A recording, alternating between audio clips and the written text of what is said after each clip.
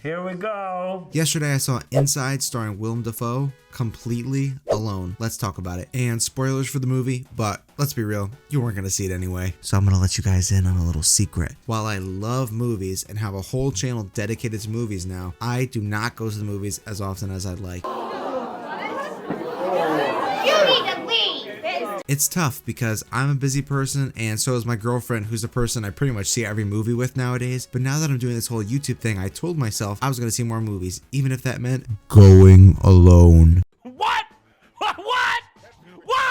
I know, guys, I know, and to me, it was such a foreign concept for a long time until I saw Karsten Rundquist's video about why you should go to the movies alone a couple months ago. Ever since I watched that video, I've been thinking to myself, that didn't seem half bad. So since I don't have class on Tuesday, since I go to community college and it's not real school, I decided to go catch a movie while my girlfriend was at school, and that movie ended up being, of course, Inside. For my first time going to the movies alone, I couldn't possibly think of a better movie than one about a man who's trapped in an apartment completely isolated as he slowly loses it. And to top it all off, my theater was completely empty. There was not one soul that entered that room for 100 minutes but me, and it was almost eerie. This movie has a lot of long, intense shots that are kind of disturbing, and being completely alone in the dark room constantly gave me the feeling that someone was down the aisle to my right or left. Naturally, I sat in the very back of the theater since I'm a little baby, and that way no monsters can sneak up on me. It's like when you're a kid and you sleep with your back facing the wall so that you're facing the rest of the room and you know there's nothing behind you.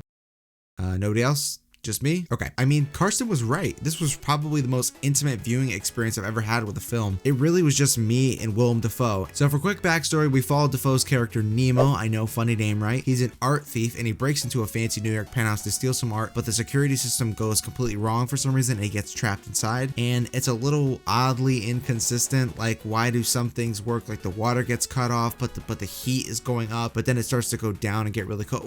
We won't talk about the details. What's important is that he's completely isolated. After watching him struggle in isolation, desperate for food and water over the course of the film's runtime, I started to share that struggle with him, partially because the first two acts are kind of boring. It's an interesting concept, but Dafoe's descent into madness isn't really conveyed in a very stylistic or unique way. For the first 2/3, there's very little music or even sound besides the noises that Nemo makes himself. There's so many shots of him just sitting down or knocking stuff over. There's also this one shot where he walks into the bathroom, takes a full piss, and you can even see himself give his junk like a little shake before zipping back up, and it does not cut away at all. There's also a lot of shots that linger on the pieces of art around the house, and there's probably some thematic meaning behind those pieces of art, but guys, it was not clicking for me, okay? I'm not your English teacher. I don't know the answers. It's definitely a little weird at times, and needless to say, it's definitely a pretty boring movie. The only thing that kept me going was Dafoe's performance itself. I mean, this movie doesn't exist without his performance, but luckily, he doesn't just give a good performance, he gives a great one. I saw people online saying this was his greatest performance ever, and it's not really a reach to say that that's true. I'd go as far as to say it's Oscar nomination worthy. Nomination, not win, but give him the nod, you know what I mean? Acting entirely by yourself, apart from a few hallucinations where there are other actors, it's gotta be a really difficult experience. Putting yourself in this mindset is no easy task, and I think the direction deserves some credit for that as well. Dafoe's performance is really physical and raw, and directing a movie where the main character's antagonist is a situation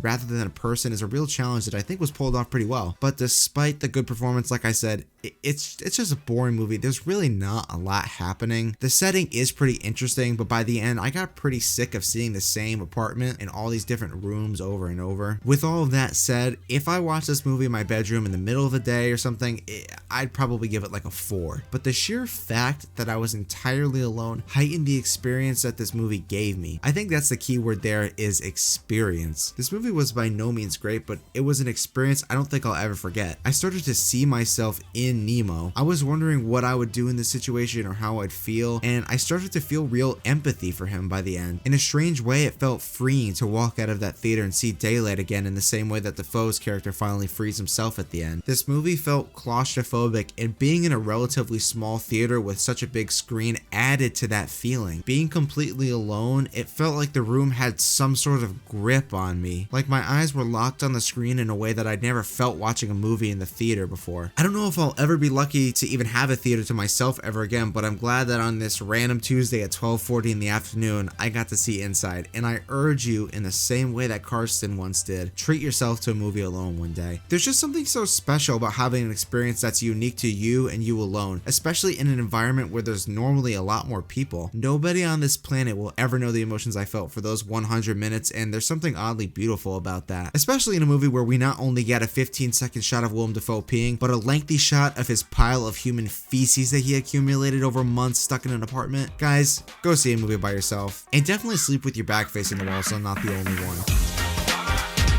Oh wait, I forgot to give the movie a number score. Oh, what did I say? Unforgettable experience, intimacy, and empathy for the character. 6 out of 10.